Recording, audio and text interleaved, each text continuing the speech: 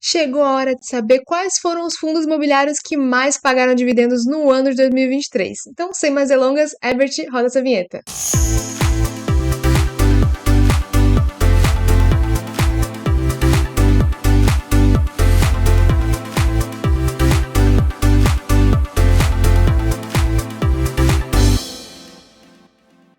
E para saber quais são os fundos que pagaram mais dividendos no ano, eu vou levantar os fundos com maior dividend yield de 2023, ou seja, a relação entre os dividendos distribuídos e o preço das cotas. E a gente já sabe essa informação porque a maioria dos fundos divulga seu pagamento feito em dezembro, já no final do mês de novembro. Então a gente já tem esse levantamento do ano pronto. E é claro que eu não vou me dar o trabalho de montar planilha, rodar economática, puxar dado na mão, não vou fazer nada disso. Eu vou abrir no Clube FI e em poucos cliques a gente já tem essa lista pronta e resolvida. Vem comigo que eu vou mostrar para vocês como faz. Então vamos lá. Tô aqui no Clube FI na minha área logada. Aí você pode vir aqui em ferramentas, rendimentos e amortizações. Vamos fazer um filtro aqui, filtrando apenas a data base. Vou começar aqui pelo dia 30 de novembro e a data final, aqui o dia de hoje, quando eu tô gravando, que é o dia 15, sexta-feira. Eu vou filtrar só os fundos pertencentes ao IFIX. Filtra rapidinho, o Clube FI já traz aqui, e eu vou ordenar de acordo com o dividend yield de 12 meses, ou seja, os fundos que pagaram mais ao longo do ano. Então aqui ele primeiro ordena do menor para o maior, e agora o que a gente quer realmente saber do maior para o menor. Então, os 5 fundos que mais distribuíram dividendos no ano. Em primeiro lugar nessa lista a gente tem o BLMG11, fundo de logística da Blue Macau, que distribuiu 20,59% de dividendos no ano. Em segundo lugar, o fundo de recebíveis DEVA11 da Devan, que distribuiu 19,56% em dividend yield no ano. Em terceiro lugar, o fundo também de recebíveis da Hectare, o HCTR11, distribuindo 17,97% de dividendos no ano. Em quarto lugar, Urcão da Massa, o RPR11, fundo também de recebíveis da Urca, que distribuiu 17,64% de dividendos no ano. E por último, mas não menos importante, em quinto lugar, o CACR11, fundo de recebíveis da Cartésia, que distribuiu 17,45% em rendimentos nos últimos 12 meses. Bom, esse então é o nosso ranking, e é interessante observar que dos 5 fundos que mais pagaram no ano, 4 deles são fundos de recebíveis, ou seja, fundos que investem em crédito imobiliário e não diretamente nos imóveis.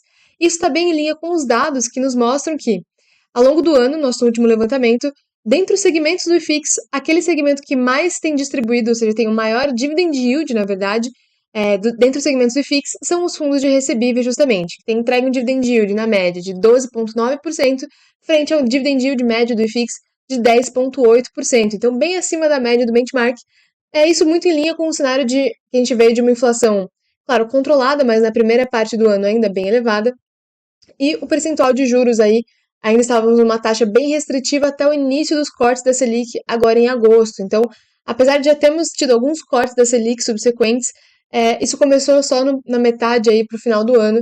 Então, a gente passou por um período do ano ainda com juros bem elevados, e isso favoreceu os pagamentos elevados aí, em linha com o que a gente vê nos dados, de um dividend yield acima da média do benchmark, dentro desse segmento de fundos de recebíveis. Bom, agora vamos falar um pouco sobre o que são esses fundos, no que investem, onde vivem, o que comem, para entender melhor por que eles pagaram tantos dividendos aí ao longo do ano de 2023. Começando de baixo para cima, pelo CACR11, que é o fundo de recebíveis da Cartésia, ele entregou um dividend yield de 17,41% nos últimos 12 meses, o que equivale a uma média aí de 1,45% de dividend yield ao mês, então um dividend yield aí bem expressivo. Esse fundo entrou no IFIX ali por volta de agosto de 2022 e de lá até aqui aumentou em quase 200% o número de cotistas, então nesse último ano aí ele teve um crescimento bem acelerado da sua base de investidores. E o CACR11, no seu ramo de investimento, ele financia projetos residenciais de médio a alto padrão.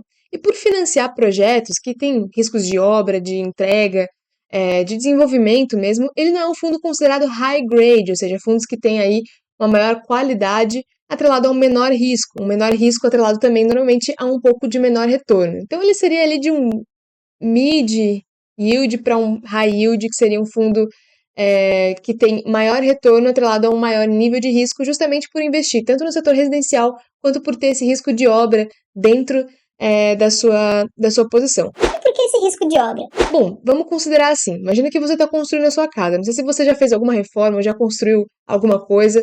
Você sabe que obra é uma coisa muito imprevisível. É um período em que, enquanto você está construindo, você consome muito caixa E pode ser que aconteça um imprevisto, dê alguma chuva, o pedreiro passa mal, enfim, e a coisa atrasa muito mais. E durante esse período você tem custos e você não tem entradas de receita. Por exemplo, se você construir algo para alugar, enquanto não estiver pronto, você não está alugando, então você está só gastando dinheiro e não estão entrando receitas. É por isso que existe esse risco de obra, porque ainda é muito incerto, é um período que consome muito capital e que você ainda não tem um retorno sobre aquilo. Mas, no médio e longo prazo, a obra dando certo, sendo entregue, quando você desenvolve um ativo, muito mais que quando você compra ele e vende depois, o possível ganho, né, o potencial de retorno de um desenvolvimento de uma obra, ele é bem elevado e pode dar uma taxa interna de retorno, né, uma TIR, bem expressiva para o investidor, mas tem esse risco atrelado sim a essa operação. E justamente por ter esse risco, ou seja, ele é um fundo que ele financia obras, financia desenvolvimento residencial, por ter um maior risco nessas operações, o fundo consegue cobrar aí nos seus CRIs, nos seus ativos, uma taxa um pouco maior, porque quanto mais risco, mais retorno, e é daí que vem essa rentabilidade expressiva. Atrelado a esse risco tem sim um retorno de maiores taxas aí na indexação dos seus ativos do seu portfólio. E é por isso que o fundo tem conseguido entregar aí um dividend yield bem expressivo ao longo do ano. Em quarto lugar, temos o Urca Prime Renda, também fundo de recebíveis com um padrão mais high yield, ou seja, que investe em setores e ativos de um pouco mais de risco e por isso consegue taxas mais atrativas que tenham maior retorno. Ele investe, por exemplo, nos setores de loteamento, de desenvolvimento também, enfim, esse tipo de segmento e de tipo de operação um pouco mais arriscado. Então, no ano, o Urca distribuiu cerca de 17,47%, 17,64% de dividend yield no ano, o que equivale a uma média de 1,47% de dividend yield ao mês, então quase 1,5% ao mês em dividendos. É realmente um patamar bem expressivo, justamente atrelado ao risco das operações do fundo. Em terceiro lugar, temos o HCTR11, o fundo Hectare CE, que distribuiu 17,97% de dividendos no ano, o que equivale a um dividend yield de 1,5% ao mês. Então, realmente é um percentual bem expressivo. E assim como os outros fundos que falamos anteriormente, também é um fundo considerado high yield, por investir em setores como multipropriedade, loteamento, desenvolvimentos. Ele tem equity também, ou seja, tem ativos diretos dentro da sua operação. Então, ele tem um perfil um pouco mais arriscado de investimentos. Em segundo lugar, temos o DEVA11, o Devan Recebíveis Imobiliários, que distribuiu os impressionantes 19,56% de dividend yield ao ano, o que equivale aí por mês a um dividend yield de 1,63%. Assim como os outros fundos, segue o mesmo padrão. É um fundo também high yield, com operações que investem em segmentos como multipropriedade e loteamento. E, em primeiro lugar, o BLMG11, o fundo Blue Macau Logística, que distribuiu nos últimos 12 meses esse número expressivo de 20,59% de dividend yield no ano. E que por mês isso daria aproximadamente 1,72% ao mês. Então realmente é um dividend yield muito expressivo desse fundo, que destoa dos outros por não ser um fundo de recebíveis, e sim um fundo de tijolo, um fundo de galpões logísticos. Aqui esse ranking dos 5 fundos que mais pagaram no ano, fica claro que a gente encontrou então os melhores fundos para quem quer viver de renda, certo? Errado! E eu vou mostrar para você o porquê. Esse nosso ranking foi baseado na relação do dividend yield, que é calculado da seguinte maneira. O dividend yield ele é equivalente a os dividendos entregues pagos nos últimos 12 meses sobre o valor da cota a mercado vezes 100, essa relação vezes 100. Só pela análise dessa forma, a gente vê que tem dois principais fatores que podem aumentar essa relação do dividend yield. E são eles. Em primeiro lugar, o aumento do pagamento de dividendos, ou seja, o que vai inchar o numerador dessa fração. Ou em segundo lugar, a redução do preço da cota, ou seja, a cota cair a mercado, ficar descontada, o que vai diminuir o denominador dessa fração. Esses dois efeitos têm o impacto de inflar, de aumentar o dividend yield. E se a gente observar o nível de desconto com que esses fundos estão sendo negociados, ou seja, se o preço deles em bolsa está caro ou barato, né, por assim dizer, a gente consegue ver se esse dividend yield realmente expressa o nível de pagamento desses fundos ou se está mais ligado aos fundos estarem muito descontados e isso impacta e até distorce um pouco essa relação do dividend yield. Nesses 5 fundos, todos eles estão sendo negociados com desconto no mercado, ou seja, com uma relação de P sobre VP menor do que 1. O que é o P sobre VP? É uma relação, justamente, do preço do fundo ao mercado, ou seja, o valor que está a cotinha ali sendo negociada no home broker, sobre o valor patrimonial de cada cota. Então, a análise de quanto vale o patrimônio do fundo é dividido pelo número de cotas que estão em negociação, que existem, e aquilo vai dar o valor patrimonial por cota, que pode ser considerado como um valor justo daquela cota. É uma referência que a gente tem no mercado para saber se o fundo está com desconto ou não. quê? Se o P sobre VP é igual a 1, significa que o preço do fundo a mercado é exatamente igual ao seu valor patrimonial, ou seja, aquilo que ele realmente vale, o seu valor justo. Agora, se o PVP é maior do que 1, quer dizer que o preço do fundo a mercado está acima daquilo que ele realmente vale, ou seja, acima do seu valor patrimonial.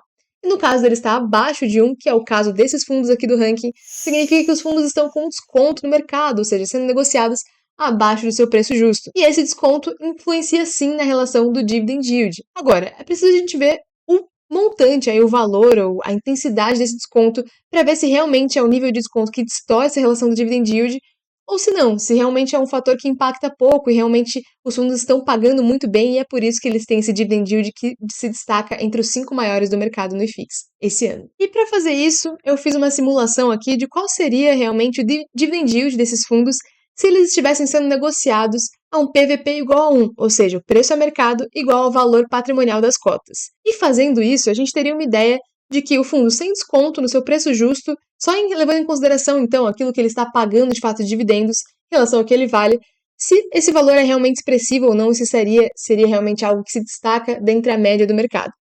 E trouxe aqui nessa tabela para vocês verem que o ranking até mudaria muito. Inclusive, talvez esses fundos nem estivessem entre os 10 primeiros aí do mercado em pagamento de dividendos. Então a gente vê aqui que tem fundos valendo menos, sendo negociados por menos da metade do que aquilo que eles valem, ou seja, com um desconto de mais de 50%.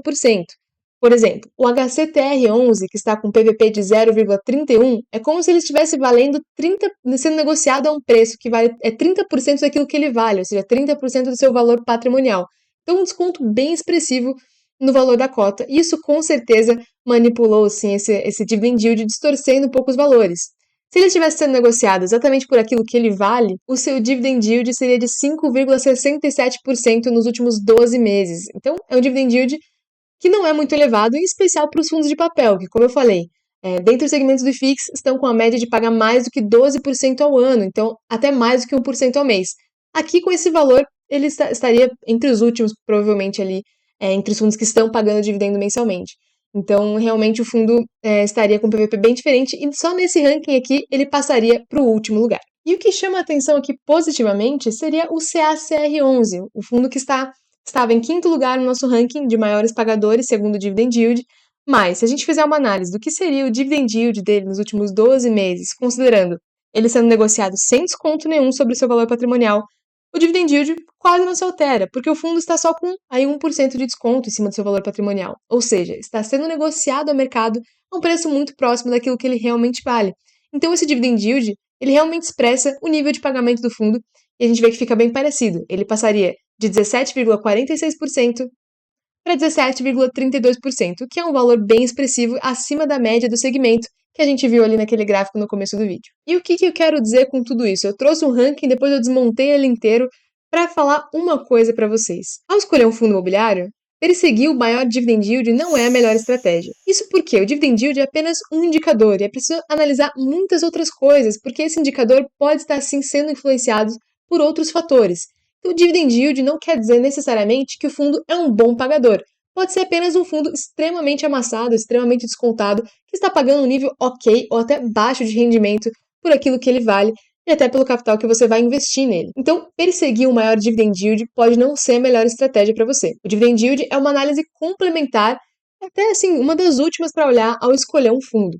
Lembre-se de sempre saber a qualidade dos ativos daquele portfólio, a qualidade da gestão e analisar realmente o risco atrelado a essas operações, conhecendo o que o fundo investe para saber de onde está vindo esse retorno, porque nunca é demais lembrar, risco está sempre aliado ao retorno. Quanto maior o risco, maior o retorno. E para saber essas informações de PVP, dividend yield, anual, mensal, como que está o fluxo de pagamentos do fundo, se ele está pagando todo mês ou não, no Clube FI, em poucos cliques você tem acesso a isso de prontidão sobre todos os fundos imobiliários que fazem parte do IFIX e muitos outros também. Então, o Clube FI é uma excelente ferramenta para você fazer esse acompanhamento.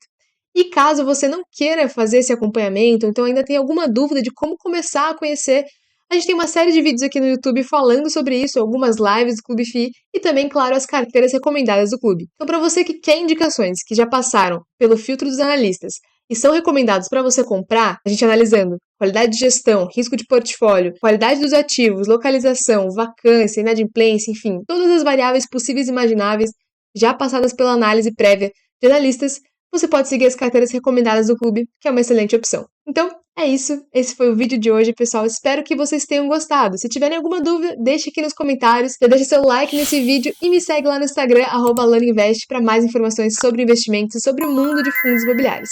Aguardo vocês aqui no próximo programa. Até a próxima!